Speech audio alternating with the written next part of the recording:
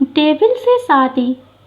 अब तक आपने सुना कि मित्तल हाउस में चल रही है माला और अयान की शादी की बात, और इस बात से अनजान अंश हॉस्पिटल में रख रहा निमी का ख्याल अब आ गए। घर में अंश का रूम। अंश ने निमी को अपने बेड पर बिठाया और बोला, अब खुश होना, जिद जो पूरी हो गई, घर जाना है कि रट लगा रखी थी। इस पर निमी मासूम सा फेस बनाकर बोली, जब सारे टेस्ट हो ही गए थे और ट्रीटमेंट घर से ही हो सकता था तो मैं क्यों वहाँ पर रहती। मुझे नहीं अच्छा लग रहा था वहाँ पर, और आपको भी तो प्रॉब्लम हो रही थी, मुझे पता है। अंश निमी के गाल पर हाथ रखकर बोला, वहाँ पर तुम जल्दी से बिल्कुल ठीक हो जाती। निमी बोली, आप साथ होना, मैं यहाँ भी बहुत जल्दी ठीक हो जाऊंगी। तभी अंश का फोन बजने लगा। उसने देखा कि पंकज कॉल कर रहा था तो अंश निमी से बोला, मैं बस ये कॉल अटेंड करके आता हूँ, तुम रेस्ट करो। इस पर निमी ने अपना सिर हिला दिया और अंश ने उसे लिटाकर अच्छे से ब्लैंकेट से कवर कर दिया और खुद स्टडी रूम में चला गया। वहाँ जाकर अंश ने पंकज को कॉल किया। कहो, क्या कहना था? सर, अयान का पता चल गया है, वो अपने घर वापस आ गया है। और ये बोलकर पंकज चुप हो गया। अंश बोला, और क्या, आगे बोलो। पंकज बोला, सर, अयान के फादर आज सुबह आपके घर आए थे अयान और माला मैम की शादी की बात करने। वो चाहते हैं कि ये शादी 3 दिन में हो जाए। आई एम श्योर कि ये उनकी कोई नई चाल है। अंश पंकज से बोला, ऑफ कोर्स ये एक चाल ही है। उसे लगता है ये सब करके वो बच जाएगा, लेकिन ऐसा कुछ नहीं होने वाला है। उसे शादी करना है ना, तो मैं करवाता हूँ उसकी शादी। तुम बस वो करो जो मैं बोलता हूँ। उसने पंकज को कुछ इंस्ट्रक्शन भी दे दिए। उसके बाद अंश स्टडी रूम से बाहर निकलकर निमी के पास जाकर देखा, जो इस वक्त सो रही थी। अंश एक स्माइल के साथ निमी को देखने लगा और याद करने लगा कि कैसे घर जाने के लिए उसने पूरा हॉस्पिटल सिर पर उठा लिया था। जो सामान मिल रहा था उसे नर्स पर फेंक रही थी और किसी को भी चेकअप नहीं करने दे रही थी, जब तक उसे अंश से अच्छी खासी डांट नहीं पड़ गई। लेकिन फिर भी उसने घर वापस आने के लिए इमोशनल ब्लैकमेल कर अंश को मना ही लिया, और अंश तो हर बार अपने प्यार के आगे घुटने टेक देता था। इस बार भी यही हुआ। निमी की जीत की ही जीत हुई। अंश उसके सिर पर किस करके बोला, मेरी जिद्दी बीवी। उसके बाद अंश नीचे लिविंग हॉल में आ गया और देखा कि वहाँ दादी बैठी हुई थी। उनके पास जाकर अंश उनसे बोला, मिस्टर कपूर को क्या जवाब दिया है आप सबने? अंश की बात सुनकर दादी बोली, हम तो तुम्हारा ही वेट कर रहे थे। अंश, हमें तो समझ में ही नहीं आ रहा है कि इतना बड़ा फैसला यूं अचानक कैसे ले ले। अंश सोफे पर बैठते हुए बोला, इसमें इतना क्या सोचना, यह फैसला माला का है, वो डिसाइड करेगी उसे क्या करना है, आप उसी से पूछ लीजिए। माला भी बाहर से आ ही रही थी और आते ही वो अंश को देखते हुए दादी के बगल में बैठ गई।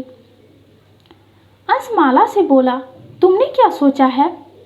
माला बोली, मुझे कोई प्रॉब्लम नहीं है भाई। अंश बोला, ठीक है, फिर फैसला हो गया। ठीक उसी समय राघव जी अपने रूम से बाहर आ रहे थे और उन्होंने माला की बात सुन ली।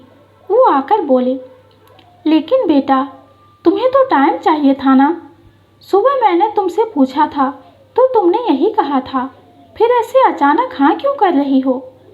माला बोली, डैड, मैंने दोबारा सोचा और फिर मुझे कोई प्रॉब्लम नज़र नहीं आई तो मैं भाई की बात से एग्री हो गई। राघव बोले, ठीक है, फिर उन्हें फ़ोन करके कह देता हूँ कि कल शगुन लेकर आ जाएं। अंश ने एक नज़र माला को देखा और फिर वहाँ से वापस अपने रूम में जाकर काम में लग गया। तभी उसके पास अयान का कॉल आया। कॉल देखकर अंश स्माइल करने लगा और थोड़ी देर बाद कॉल रिसीव कर लिया। सामने से अयान बोला, तो मिस्टर अंश मित्तल, क्या हुआ? आपकी पावर कहाँ गई? देखिए, अब तो मैं घर वापस आ गया। आप जब चाहे मुझे पकड़ सकते हैं। अरे वेट, लेकिन कैसे? मेरी तो शादी फिक्स हो गई है आपकी प्यारी बहन के साथ। अब आप क्या करोगे? ये शादी तो होकर रहेगी, और अगर आपने शादी से पहले मुझे कुछ भी किया तो आपकी बहन का क्या होगा? वो कैसे रहेगी? वो तो दुख के दरिया में डूब जाएगी। ये बोलकर अयान जोर से हंसने लगा। अंश बोला, तुमने वो कहावत तो सुना ही होगा अयान, विनाश काले विपरीत बुद्धि। ठीक वैसे ही तुम्हारे साथ हो रहा है। तुमने बहुत बड़ी गलती कर दी निमी को बीच में लाकर। अगर नहीं लाते तो शायद मैं तुम्हें माफ़ भी कर देता, लेकिन तुमने मुझसे बदला लेने के चक्कर में उस मासूम को तकलीफ दी, और इस बात के लिए मैं कभी माफ़ नहीं करूँगा। तुम अपने अंत की तरफ बढ़ रहे हो। रुक जाओ, नहीं तो बहुत पछताओगे। इसे मेरी धमकी नहीं, चेतावनी समझ लो। ये बोलकर अंश ने कॉल कट कर दिया। अयान का घर। अंश से बात करने के बाद अयान ने गुस्से में अपना फ़ोन को फेंक दिया, जिससे वो टूट गया। वो गुस्से से बोला, अंश मित्तल, आखिर किस बात का इतना घमंड है तुम्हें? पैसे और पावर का? वो तो मेरे पास भी है, लेकिन एक बात समझ लो, जब तक मैं तुमसे तुम्हारा सब कुछ ना छीन लूँ, तब तक मैं भी शांत से नहीं बैठने वाला हूँ। तुम्हारी वजह से मैंने मेरा प्यार खोया है, और अब मैं तुमसे तुम्हारा प्यार छीन लूँगा। जान बसती है ना तुम्हारी उस लड़की में, मैं उसकी सांसें छीन लूँगा। बस एक बार ये शादी हो जाए, तब देखता हूँ कि तुम कैसे अपनी बहन का सुहाग उजाड़ते हो।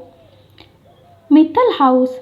रात के वक्त सभी लोग लिविंग रूम में बैठकर बात कर रहे थे कि वेडिंग प्रिपरेशन के लिए कैसे क्या तैयारी करनी है, और किसे हायर करना है, शॉपिंग कैसे करनी है, ये सब डिस्कस हो रहा था। तभी मीता निमी को पकड़ के धीरे धीरे नीचे लाने लगी। सबकी नज़र उस पर अटक गई। काव्या जी उठकर निमी के पास आई और बोली, बेटा, तुम नीचे क्यों आई? तुम्हें तो अभी रेस्ट करना चाहिए। निमी उदास आवाज़ में बोली, इतने दिन से पूरे टाइम रेस्ट ही करती रही, बोर हो गई अब तो सो सो कर। तभी दादी बोली, वही तो, पूरा समय बच्चे रूम में ही थी, और हॉस्पिटल में भी बेड पर ही बैठा के रखते थे, बोर हो जाती होगी ये। आजा बेटा, यहाँ आकर मेरे पास बैठ। ये सुनकर मीता ने निमी को दादी के बगल में बिठा दिया। काव्या दादी को देखते हुए बोली, माँ, मैंने सिंगर को कॉल कर दिया है, वो कल आ जाएंगे, और ज्वेलरी के लिए भी कॉल कर दिया है। ये सुनकर निमी बोली, ये सब क्या हो रहा है? निमी की बात सुनकर दादी बोली, बेटा, तुम्हें पता नहीं है क्या, 3 दिन में माला की शादी है। निमी बोली, नहीं दादी, मुझे किसी ने नहीं बताया। निमी के मुंह से यह सुनकर मीता, जो अभी कॉफ़ी पी रही थी, अचानक खांसने लगी और हकलाकर बोली, सॉरी निमी, वो मैं तुझे ये बताना ही भूल गई थी। वो ये सब इतना जल्दी हुआ, और मुझे लगा कि भाई ने बता दिया होगा, इसलिए ही नहीं बताई इस बात पर। निमी बोली, ये अच्छा है, मैं कुछ दिन बीमार क्या पड़ी, सब लोग मुझे भूल गए। इतनी बड़ी बात मुझे किसी ने नहीं बताई। दी, आपने भी नहीं बताई ना? माला अपनी सफाई देते हुए बोली, निमी, मैं तो खुद कल आई हूँ, और अचानक ये सब हुआ, ऊपर से तुम्हारे बारे में पता चला, मुझे कुछ समझ ही नहीं आया। प्लीज़ गुस्सा मत करो।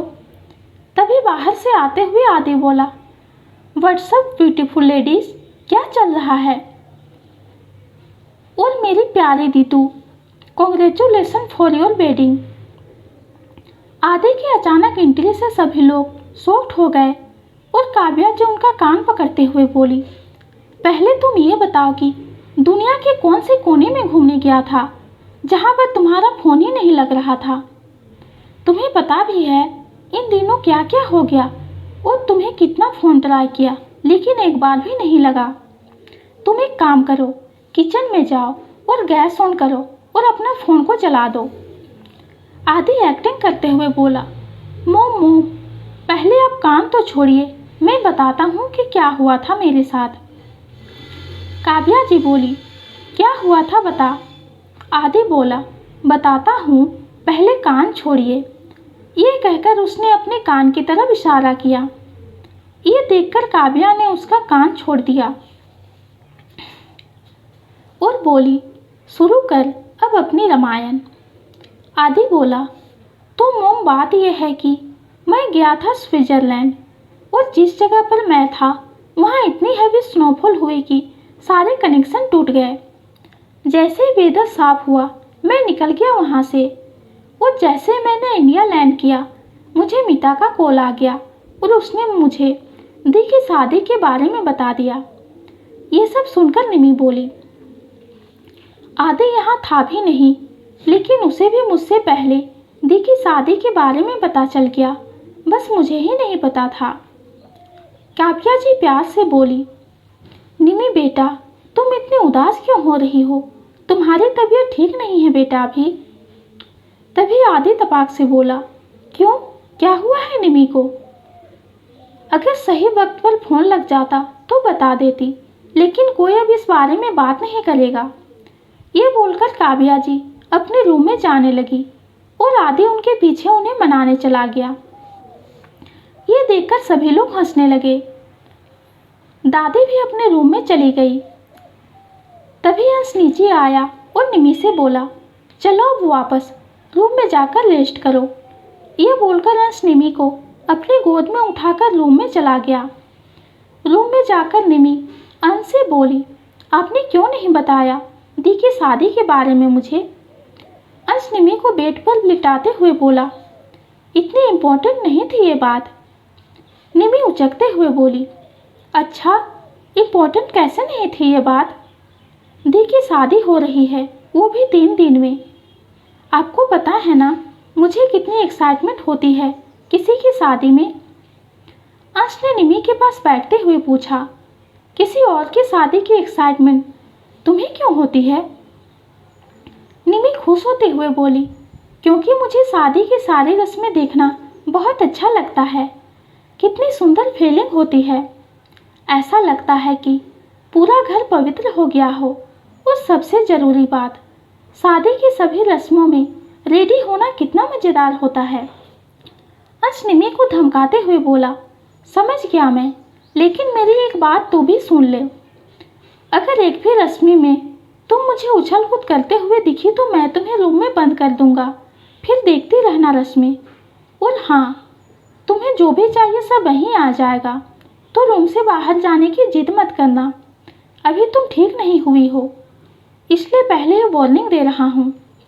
अगर तुम्हारी तबीयत खराब हुई तो जिस हॉस्पिटल रूम में तुमने आज हंगामा मचाया था ना, वहीं 1 महीने के लिए एडमिट करवा दूंगा। यह सब सुनकर निमी बेड पर लेट गई और खुद से बोली, डेविल कहीं के, जब देखो तब बच्ची को धमकाते रहते हैं और डांटते रहते हैं। निमी ऐसा मत करो, निमी वैसा मत करो, इधर मत जाओ, उधर मत जाओ। ये सब देखकर अंश सीरियस टोन में बोला, मुझे कोसना और मेरी एक्टिंग करना हो गया हो तो सो जाओ अब। निमी ने यह सुनते ही जल्दी से अपनी आंखें बंद कर ली। अगले दिन शादी की सभी रस्में शुरू हो गई थी। कपूर परिवार शगुन लेकर आ गया था। सभी लोग खुश नजर आ रहे थे, लेकिन किसे पता था कि यह शादी इतनी भी आसान और खुशियों से भरी हुई नहीं होने वाली थी। जब शगुन की रस्में हो रही थी तब अंश ने निमी को रूम से बाहर जाने नहीं दिया था, जिस बात से निमी अपना मुंह फुलाकर बैठी थी। वो जिद करने की वजह से उसे डांट भी पड़ चुकी थी। थोड़ी देर बाद मीता रूम में आई। निमी को नाराज और चुपचाप बेड पर बैठे देखकर बोली, निमी तुझे क्या हुआ? तू इतने गुस्से में क्यों दिख रही है? तभी अंश की आवाज़ आई, कुछ नहीं हुआ है, बाहर जाकर उछल कूद करना था इसे और मैंने मना कर दिया। ऐसा नहीं था कि अंश निमी को बाहर नहीं जाने देना चाहता था, वो तो बस निमी को कपूर परिवार के सामने नहीं जाने देना चाहता था। उसे डर था कि कहीं कोई निमी को नुकसान न पहुंचा दे। निमी अंश पर गुस्सा करते हुए बोली, मैं क्या 5 साल की बच्ची हूँ जो बाहर जाकर उछल कूद करूँगी? मुझे पता है कि मेरी तबीयत ठीक नहीं है और जितना हो सके मुझे रेस्ट करना है। मैं नीचे जाकर आराम से चेयर पर बैठ जाती। मुझे तो बस रस्में देखनी थी। अंश बोला, अभी तो बस रस्में शुरू ही हुई हैं। शादी में बहुत सारी रस्में होती हैं, देखते रहना आराम से। ये सुनकर निमी ने अपना मुंह बना लिया और मीता की तरफ देखकर बोली, तू बोल, तू किस लिए आई थी? मीता बोली, मैं तो तुझे बुलाने आई थी। वो डिजाइनर आए हैं, चल लहंगा पसंद कर ले और अपना मेजरमेंट दे दे। निमी खुश होते हुए बोली, हाँ चल। फिर रुककर अंश की तरफ देखने लगी और बोली, अब मीता के रूम में तो जा ही सकती हूँ ना? अंश ने जवाब दिया। ये सुनकर निमी तुरंत भागने लगी कि तभी अंश चिल्लाते हुए बोला, आराम से जाओ। ये सुनकर निमी धीरे धीरे चलने लगी। मीता चलते चलते निमी से बोली, निमी तू भाई को कितना तंग करती है? निमी मुंह बनाकर बोली, मैं कहाँ तंग करती हूँ, ये तो वही हैं जो मुझे हर चीज़ के लिए रोकते टोकते रहते हैं। मीता बोली, हाँ वो इसलिए क्योंकि वो तुझे किसी प्रॉब्लम में नहीं देखना चाहते। तुझे पता है जब तू बेहोश थी तो भाई की क्या हालत थी, बस अपने आंसू को कंट्रोल कर रखा था उन्होंने। निमी उदास होकर बोली, बस कर, याद मत दिला। दोनों मीता के रूम में आ गए थे। वहाँ वो लोग अपने लिए लहंगा पसंद करने लगे, लेकिन निमी को कोई भी लहंगा अच्छा नहीं लग रहा था। वो बोली, आप लोग बेस्ट डिजाइनर होकर भी ये सब क्या लाए हैं? मुझे एक भी अच्छा नहीं लग रहा है। फिर निमी मीता के ऊपर से दुपट्टा हटाकर बोली, तू पागल है क्या? कुछ भी पसंद कर लेती है। तुझे पता है ये पिछले साल ही ट्रेंड से चला गया है। मीता बोली, मुझे क्या फर्क पड़ता है निमी, लहंगा पहन रही हूँ वही बड़ी बात नहीं है क्या? अगर दादी ने धमकाया नहीं होता तो मैं जीन्स और शर्ट पहनती, वही कंफर्टेबल होता है। पता नहीं क्यों ये सब तामझाम पहनना पड़ता है, वो भी सिर्फ लड़कियों को। लड़के आराम से जो मन करता है, जिसमें कंफर्टेबल होते हैं वो पहन लेते हैं। निमी मीता को घूरकर देखने लगी और बोली, सुधर जा तू, नहीं तो वो बंदा सोचेगा कि मैंने प्यार किसी लड़की से किया है या फिर लड़के से। मीता आंख मारकर निमी से बोली, सोचने दे उसे, अब प्यार हो ही गया है तो उसके पास कोई ऑप्शन नहीं है। निमी मीता से बोली, कुछ भी। उसके बाद निमी डिजाइनर की तरफ देखकर बोली, आप लोगों के पास कोई न्यू डिजाइन है तो दिखाओ, नहीं तो दफा हो जाओ, पूरा मूड खराब कर दिया मेरा। तभी वहाँ काव्या जी आई और बोली, क्या हुआ बेटा? निमी बोली, आंटी इनके पास एक भी न्यू डिजाइन नहीं है। काव्या जी बोली, कैसे होगा, ये लोग ज्वेलरी डिजाइनर हैं और ये जो लहंगा देख रही हो ये पुराने हैं जो मैं इन्हें दिखाकर पूछ रही थी, और मैं थोड़ी देर के लिए किचन में क्या चली गई। मीता इन्हें ड्रेस डिजाइनर समझकर यहाँ लाई होगी। मीता बोली, अच्छा मुझे क्या पता था, मैंने इनके पास लहंगे देखे तो लगा कि लहंगे के लिए ही आए हैं, लेकिन इन्हें बोलना चाहिए था ना। बिना बात के इन्होंने निमी से इतना सब कुछ सुन लिया। तभी उनमें से एक लड़की जो उनकी हेड थी वो बोली, मैम हमने ट्राई किया बताने का पर आप सुनी ही नहीं, और निमी मैम को लेने चली गई। उसके बाद डिजाइन देखकर मैम गुस्सा हो गई। उनकी बात सुनकर निमी बोली, आई एम सॉरी, मुझे पता नहीं था, और वैसे भी इसमें सारी गलती मीता की है। मीता बोली, ठीक है मैं माफ़ी मांगती हूँ। निमी बोली, तू मांग। मीता बोली, मांग तो रही हूँ। निमी बोली, अच्छे से मांग जैसे मैंने मांगा। मीता बोली, okay fine, I am so sorry. फिर वो निमी की तरफ देखकर बोली, खुश? निमी बोली, वेरी मच। उसके बाद वहाँ पर सही ड्रेस डिजाइनर आए और निमी, मिता और माला का मेजरमेंट लेकर गए। पूरे घर को दुल्हन की तरह सजा दिया गया था और पूरे समय घर में गीत बज रहे थे। शाम का वक्त निमी सभी के साथ लिविंग रूम में बैठी थी। सभी आपस में प्लानिंग कर रहे थे शादी में कुछ कुछ करने का, लेकिन माला का ध्यान कहीं और ही था, जिसे देख के मिता बोली, क्या हुआ फैटी, कहाँ ध्यान है? उसकी बात सुनकर माला बोली, कहीं नहीं, बस ऐसे ही कुछ सोच रही थी। आदि एक्टिंग करते हुए बोला, दी हमसे दूर जाने वाली हो, कहीं इसके लिए अभी से दुखी तो नहीं हो रही हो ना? अगर ऐसा है तो आप चिंता मत करिए, आपका ये भाई आपकी एक आवाज़ में आपके पास आ जाएगा, बस आवाज़ दे देना। माला बोली, हाँ मुझे पता है कि मेरे भाई मेरे एक आवाज़ पर ही आएंगे।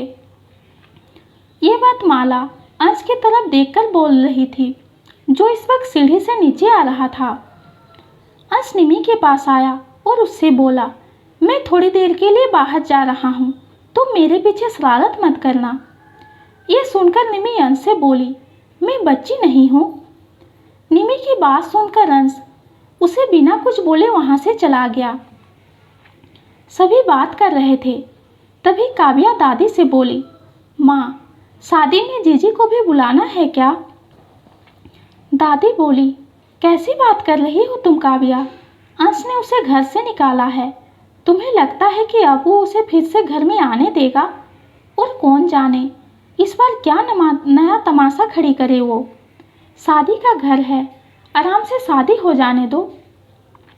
राघव जी बोले, माँ ठीक कह रही है काव्या, तुम इस बारे में भूल जाओ कि अब वो इस घर में दोबारा आने वाली है। तभी घर में कुछ लोग आए, जिसे देख के सभी घर वाले बहुत खुश हुए। दादी बोली, रमन तू आ गया? रमन बोला, हाँ माँ, घर में शादी है तो भला मैं कैसे नहीं आता, और वैसे भी अंश का शादी में तो नहीं आ पाया था, लेकिन सोचा कि इस बार ये शादी में मिस नहीं करूँगा। तभी निमी मिता से बोली, अब ये लोग कौन हैं? मिता बोली, ये चाचा चाची और उनके बच्चे हैं, तुझे नहीं पता है क्या? निमी मिता से बोली, क्या तुम्हारे चाचा चाची भी हैं? मुझे क्यों नहीं पता ये बात? मिता बोली, क्या तुझे नहीं पता? क्या मैंने कभी तुम्हें इनके बारे में नहीं बताया है? फिर वो आगे बोली, अरे यार, इतने सालों तक ये आए नहीं थे तो ध्यान नहीं था, और जब मैंने तुम्हें अपनी फैमिली के बारे में बताया था तब मुझे क्या पता था कि भाई तुमसे शादी कर लेंगे और ये फैमिली तेरी भी हो जाएगी, और तेरी शादी के बाद तो स्यापे ही ख़त्म नहीं हो रहे हैं। निमी बोली, अंश ने भी नहीं बताया था मुझे। मिता बोली, तुझे तो पता ही है भाई फैमिली के बारे में कम ही बात करते हैं, वो अलग बात है कि भाई चाचा को पसंद करते हैं और पहले उनसे बात भी कर लिया करते थे। तभी उनके कान में काव्या की आवाज़ आई। वो बोली, निमी बेटा यहाँ आओ। ये सुनकर निमी उनके पास गई। काव्या उसे रमन से मिलवाते हुए बोली, ये है निमी, अंश की वाइफ, और निमी ये तुम्हारे चाचा लगेंगे। ये सुनकर निमी ने उनके पैर छुए और चाचा ने उन्हें आशीर्वाद दिया। फिर काव्या एक औरत की तरफ जाकर बोली, ये है तुम्हारी चाची रेखा। निमी ने फिर उनके भी पैर छुए और चाची ने भी बहुत प्यार से उसे आशीर्वाद दिया। तभी वहाँ पर एक लड़की की आवाज़ आई। वो बोली, अरे कोई मुझे भी तो मेरी ब्यूटीफुल भाभी से मिलना दो। निमी उस तरफ देखने लगी तो वहाँ पर एक लड़का और एक लड़की दरवाजे के पास नजर आए। काव्या उस लड़की को अपने पास बुलाकर बोली, हाँ राजकुमारी, बस अभी आपसे ही मिलवाते हैं। निमी, ये है इस घर की सबसे छोटी बेटी सृष्टि। ये सुनकर निमी हेलो हेलो सृष्टि बोली। सृष्टि बोली, भाभी आप बहुत ब्यूटीफुल हो। ये सुनकर निमी स्माइल के साथ बोली, थैंक यू। फिर काव्या उस लड़के को देखकर बोली, और ये हैं अभी। निमी ने उसे भी हेलो बोला। तभी मिता आगे आकर बोली, वैसे सबका मिलना हो गया हो तो कोई मुझसे भी मिल लो। ये सुनकर सृष्टि भागकर मीता के पास गई और उसे गले लगाकर बोली, दी I miss you so much. Meeta बोली, तुम मिलने आई क्यों नहीं? सृष्टि बोली, मैं अकेले कैसे आती? मीता बोली, प्लेन से और कैसे? सृष्टि बोली, मुझे अकेले प्लेन से सफ़र करना नहीं आता था, अब आ गया है तो नेक्स्ट टाइम आ जाऊंगी जब भी आपकी याद आएगी। मीता बोली, हाँ बिल्कुल। सभी लोग आराम से बैठ गए और बातें करने लगे। तभी रमन बोला, इतने जल्दी शादी फिक्स कर दी और हमें बुला लिया, कुछ पैकिंग भी सही से नहीं हुई। दादी बोली, हाँ तो यहाँ किसी चीज़ की कमी है क्या? फिर दादी आगे बोली, तुम लोग थक गए होंगे ना, जाओ मैंने तुम सबका रूम रेडी करवा दिया है, जाओ जाकर फ्रेश हो जाओ और थोड़ी रेस्ट कर लो। रमन बोला, वो ठीक है माँ, पर मैं पहले अंश से मिल लेता हूँ। काव्या बोली, अंश अभी घर पर नहीं है। रमन बोला, अच्छा ठीक है, मैं पहले फ्रेश ही हो जाता हूँ। ये बोलकर सभी लोग रूम में चले गए। तो दोस्तों, आप सभी आ जाइए शादी में, क्योंकि हमें वहीं से पता चलने वाला है कि आखिर क्या होगा इस शादी में। क्या अंश ला पाएगा अयान की सच्चाई सबके सामने, या फिर वो शादी करके हो जाएगा अपनी चाल में कामयाब? ये जानेंगे हम अगली वीडियो में। तो दोस्तों, आज की कहानी आप सबको कैसी लगी कमेंट में ज़रूर बताइए। कहानी पसंद आती है तो चैनल को लाइक और सब्सक्राइब कीजिए। कहानी सुनने के लिए आपका बहुत बहुत धन्यवाद।